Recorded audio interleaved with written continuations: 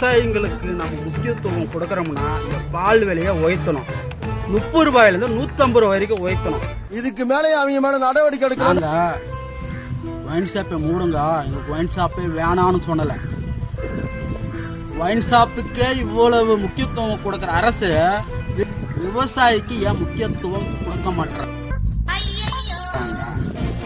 விவசாய கடவுள் சொல்றது எல்லாரும் போய் விவசாயத்துக்கு செஞ்சா வேணும், விவசாயி காய்கறி வேணும், விவசாயத்துக்கு நெல் வேணும், விவசாயத்துக்கு பயிர் வேணும், ஆரி வேணும், எல்லாமே வேணும். ஆனா விவசாயிக்கு நம்ம எதுவுமே தரக்கூடாது. 1 லிட்டர் பால் விலை 30 ரூபாயிலிருந்து 150 ரூபாய் ஏத்துங்க.